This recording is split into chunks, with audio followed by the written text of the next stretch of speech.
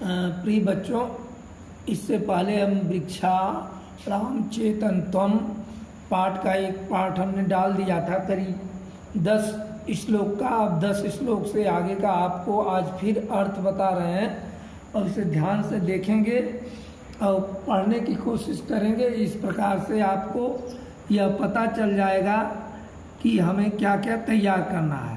संदर्भ प्रसंग हमने जो कल बताया था वही संदर्भ रहेगा। फिर से एक बार बता देता हूँ। प्रस्तुत श्लोक हमारी पठित पाठ्य पुस्तक संस्कृत पदप्यूषम पाठ के वृक्षाणाम चेतनतम शीर्षक से उद्धृत है। इस श्लोक में वृक्षों के अनेक इंद्रियों के बारे में, कान, आँख, नाक के बारे में बताया गया है कि जैसे मनुष्य के अंदर ये कान, नाक, आँख और स्पर्श का गुण होता है, ये सारे पेड़ों के अंदर भी पाया जाता है।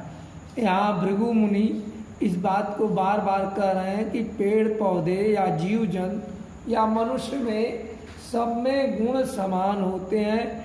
इनकी रचना 5 तत्वों से हुई है और 5 तत्व इसमें पाए जाते हैं। इसी को जैसे 10वां श्लोक है, फिर से एक बार देख लीजिए। वायु अग्नि शनि निघोषम फलम पुष्पम विश्यते।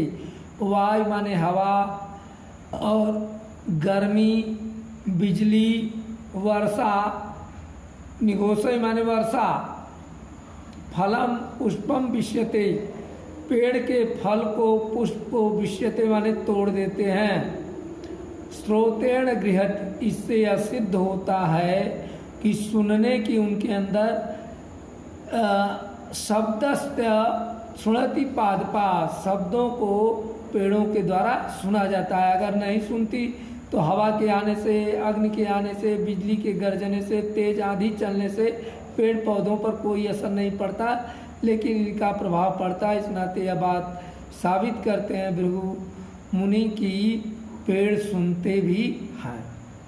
अगले श्लोक में है वल्ली वेष्टते वृक्षम सर्वत्रश्चैव गच्छत नाहा दृष्टेश मार्गो अस्ति तस्मात् पश्यन्ति पादपा। बल्ली माने होता है लताएं। आपने देखा होगा कि पेड़ पर लताएं चढ़ती हैं तो वेष्टते माने उसे लिपेट लेती हैं वृक्षम, वृक्ष को, सर्वत्र चयो गच्छत, और जहाँ जहाँ उनको जगह मिलती है, सर्वत्र माने चारों तरफ स्थान मिलता है उस तरफ बढ़ती जाती हैं। न माने नहीं, राष्ट्र देवस्य, देखने का, राज दृष्टि से, और देखने का कोई सवाल नहीं, क्योंकि बिना देखे कोई मार्ग नहीं चल सकता। मार्ग से वो भटक सकता है, मार्ग से गिर सकता है। इसलिए हस्त देवस्य मार्गो अस्ति, उनके द्वारा मार्ग देखा जाता है, लताओं के द्वारा, पेड़ पौधों के द्वारा। तस्मात् पश्यन्ति पादपा, इस कारण पेड़ देखते हैं। आपने देखा होगा कहीं आप पेड़ लगा दीजिए तो उन जगहों पर पेड़ जिधर की तरफ जगह रिक्त होती है उसी तरफ वृद्धि करते हैं, तो यह देख लेते हैं कि हमें किधर बढ़ने लायक है, उसी तरफ बढ़ते हैं। इस नाते पेड़ों के अंदर देखने की भी क्षमता है, पेड़ देख भी लेते हैं। तो ये 2 बातें हो गई।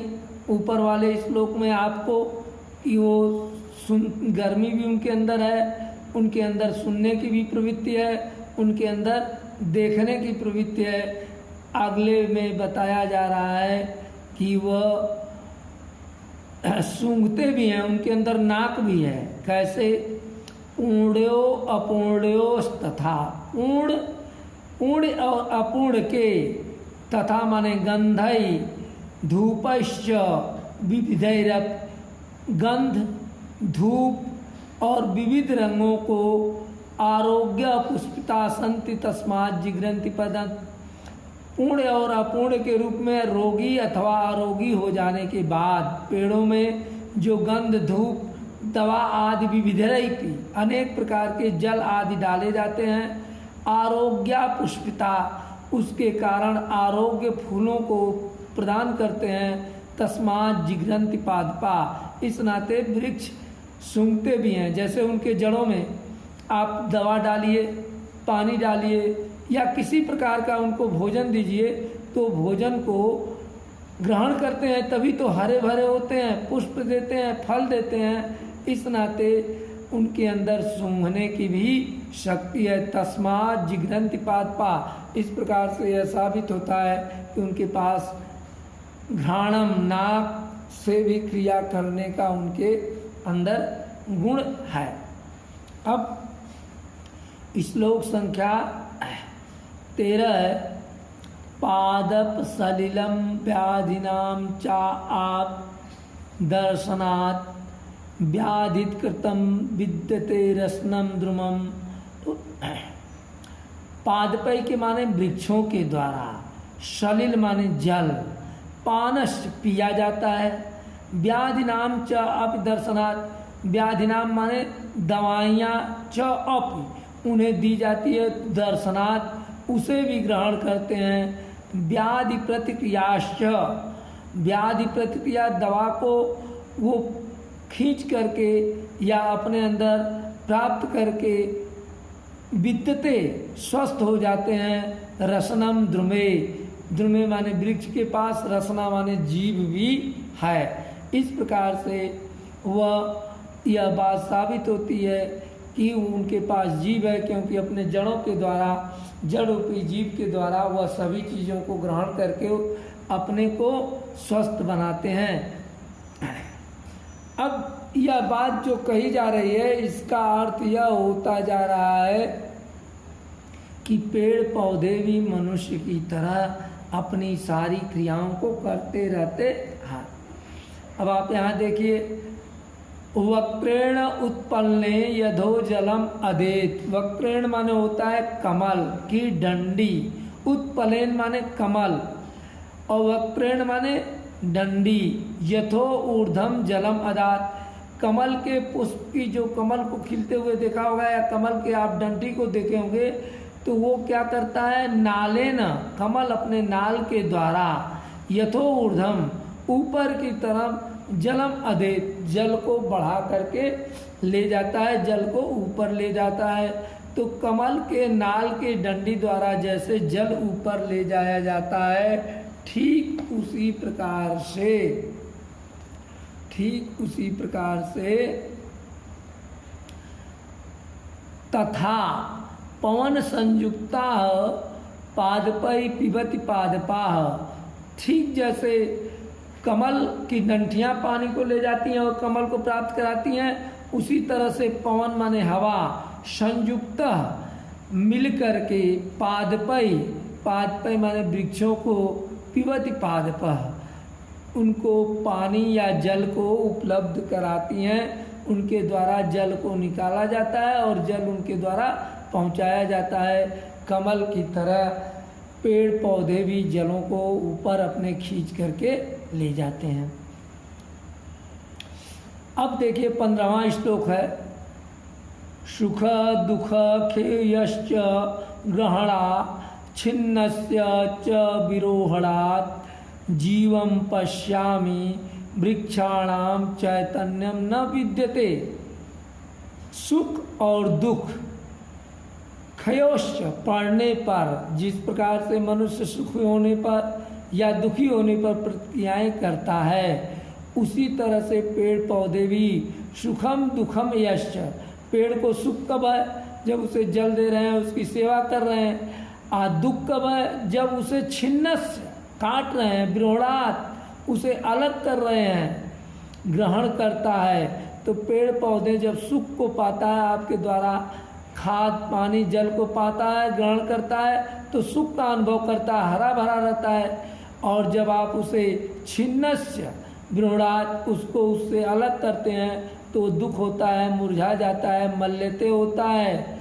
जीवम पश्यामि, मनुष्य के ऊपर भी ऐसा ही है, वह सुख पाता है तो प्रसन्न रहता है, दुख पाता है तो दुखी होता है। वृक्षाणाम चैतन्यम न विद्यते, इस नाते हम यह नहीं कह सकते कि पेड़ों के अंदर चैतन्यता नहीं है।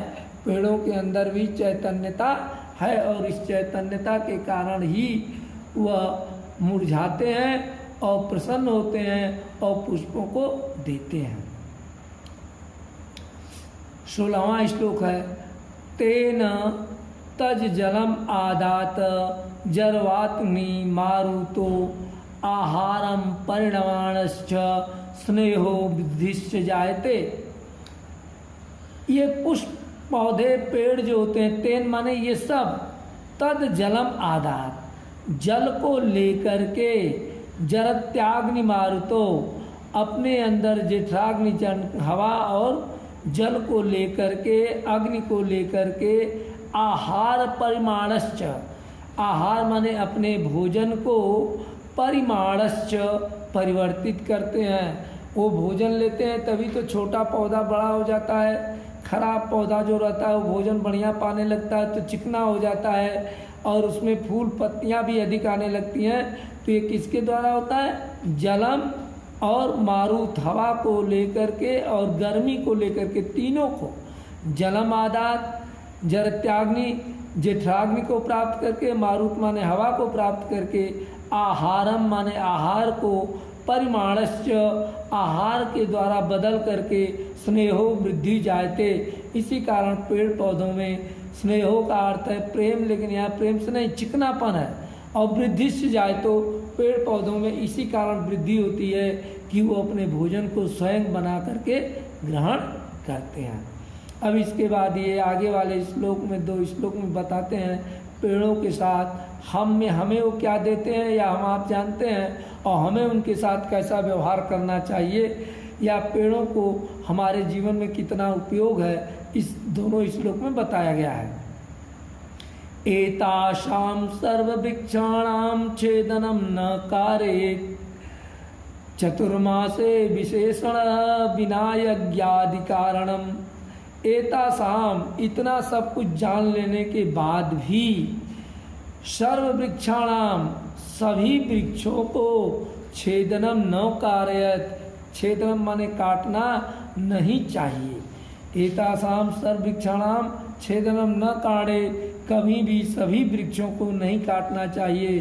चतुर्मासे विशेषणो, चतुर्मास कहते हैं इस वर्षा ऋतु को, या जून से लेकर के जून जुलाई अगस्त सितंबर तक, इन 4 मासों को या वर्षा होने वाले ऋतु में विशेष करके नहीं काटना चाहिए। अगर काटना ही जरूरी है तो बिना यज्ञादि कारणम, कभी भी बिना जरूरत के यज्ञ आदि पूजा पाठ में लगने के लिए ही पेड़ पौधों और वनस्पतियों को काटना चाहिए। जबकि हम अपनी आवश्यकता अनुसार, न भी आवश्यकता है उसके अनुसार पेड़ पौधों को नष्ट कर देते हैं, काट देते हैं, ऐसा हमें नहीं करना चाहिए। एको नापि सुवृक्षेण पुष्पतेन सुगंधिना वासितम वैवनम सर्वसु पुत्रेण कुल यथा। एक ही पुत्र और एक ही वृक्ष, एको नापि सुवृक्षेण, एक सुंदर वृक्ष, एक भी सुंदर वृक्ष, पुष्पतेन पुष्पित होकर के खिल जाने के बाद उसके पुष्पों द्वारा जो सुगंधितान अच्छी गंधे फैलाई जाती हैं, वासितम महकती हैं, फैलाई जाती हैं, वह वनम सर्व, वह वन में, पूरे वन में उसकी गंध फैल जाती है।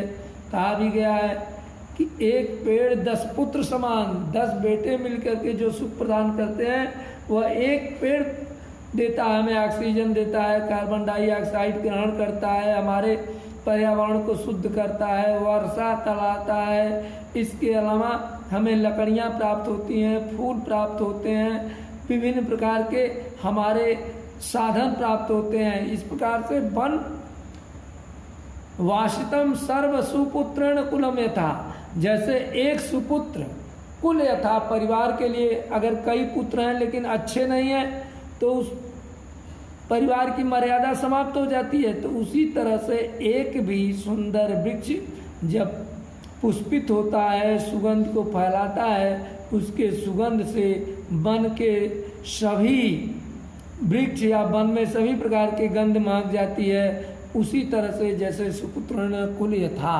सुपुत्र एक जैसा हो। अब यहाँ दिया हुआ है निम्नलिखित श्लोकों की संदर्भ हिंदी व्याख्या कीजिए। और इसमें देखिए ये भी लिखा है कि इस सन में आया हुआ है। तो इस चीज़ों को आप देख करके कर लेंगे, इन श्लोकों का हिंदी में व्याख्या कर लेंगे जिसको हमने अभी बताया है। निम्नलिखित सूक्तियों का संदर्भ सहित हिंदी में व्याख्या करिए। तो इसके लिए पहले संदर्भ लिखेंगे। यह प्रस्तुत श्लोक हमारी पठित पाठ्य पुस्तक वृक्षाणाम चेतनत्वम संस्कृत गद्य ट्यूशन पाठ से अवतरित है। ये सूक्ति का आद्यंत लिखेंगे और इसका बाद पूरा आप व्याख्या लिखेंगे। जैसे शरीरम पंच भौतिकम, शरीर 5 भौतिकों से बना है। अब इसमें क्या है, क्षिति जल पावक गगन समीरा। अब आपको व्याख्या में लिखना पड़ेगा। शरीर में पृथ्वी क्या है, शरीर पूरा ठोस है। जल क्या है, जो इसमें रक्त है, द्रव है। और अग्नि क्या है, जो गर्म सांसें लगते हैं। जठराग्नि है, जिसके द्वारा भोजन पचता है। और नाक कान, इन सब के बारे में आपको लिख देंगे। शरीरम पंच भौतिकम, शरीर में 5 भौतिक तत्व कौन से हैं, क्षिति जल पावक गगन समीरा। हवा के रूप में सांस है, आकाश के रूप में पेट है, जिसके अंदर हम जो कुछ भी रखते हैं या खाते पीते हैं वो पचा ले जाता है। तो इस तरह से इसका व्याख्या कर देंगे। पादवय पिबति पादपम, पादय माने वृक्ष, पिबत माने जल, पादपम पेड़ों के द्वारा, पैरों के द्वारा, जड़ों के द्वारा जल पिया जाता है। तो इसको भी लिखेंगे कि संदर्भ लिखेंगे, प्रसंग लिखेंगे और उसके बाद व्याख्या लिखेंगे। वृक्षों के बारे में बताया गया है, जैसे मनुष्य अपने जल को ग्रहण करता है। चूँकि पेड़ अस्थावर है, इस नाते एक स्थान पर स्थित होते हुए भी वह अपने जड़ों के माध्यम से अंदर के भागों से जल खींच करके, या हमारे द्वारा जो जल पेड़ों के जड़ों में चढ़ाया जाता है, उन सब को ग्रहण करके अपनी स्मृति और चैतन्यता को बढ़ाता रहता है। इस प्रकार से मनुष्य के समान ही पेड़ भी जल को पीते हैं। वासितम वय वनम सर्वसु पुत्रण कुलमोतम, वासितम माने सुगंधित कर देता है, वय वनम माने पूरे जंगल को, सर्व माने सभी, सुपुत्रण कुलयता, जैसे एक सुपुत्र व्यक्ति पैदा हो जाए तो पूरे परिवार को, गांव को, राष्ट्र को, समाज को एक नई दिशा दे देता है। तो उसी तरह से अगर एक वन भी, जंगल में एक वृक्ष भी अपने पुष्पित होकर के गंधों को बिखेर देता है तो पूरा वन सुगंधित हो जाता है। इस तरह से पुत्र और उस पेड़ में कोई अंतर नहीं है, बल्कि पेड़ से कम ही पुत्र होता है। एतासाम सर्ववृक्षानाम छेदनम न कारेत, एतासाम माने इसलिए सभी प्रकार के वृक्षों का छेदन नहीं करना चाहिए। समाज में कई प्रकार के पृथ्वी पर पौधे पाए जाते हैं। कुछ पौधे हैं जिनमें जैसे पीपल है, नीम है, महुआ है, फलदार वृक्ष हैं, जो हमारे लिए ऑक्सीजन भी अच्छा देते हैं और हमारे लिए उपयोगी होते हैं। तो सभी वृक्षों का छेदन नहीं करना चाहिए। इसकी पूरी व्याख्या कर देंगे।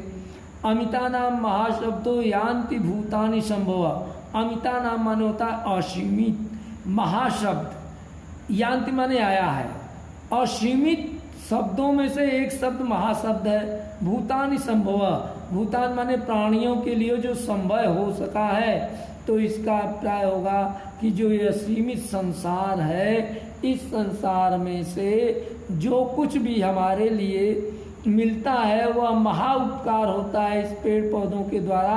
वह हम सब प्राणियों के लिए तभी संभव हो सका है क्योंकि धरती पर जीवन तभी है जब जलवायु है, और जलवायु इसी कारण है पेड़ पौधे और वनस्पतियों के कारण। तो एको नपिसु वृक्षेण पुष्पतेन सुगंधिता, एक भी सुंदर वृक्ष पल्लवित होता है, पुष्पित होता है तो उसकी सुगंध से सभी लोग प्रभावित होते हैं। तो वो संदर्भ लिखेंगे, प्रसंग हमने बता दिया, व्याख्या भी।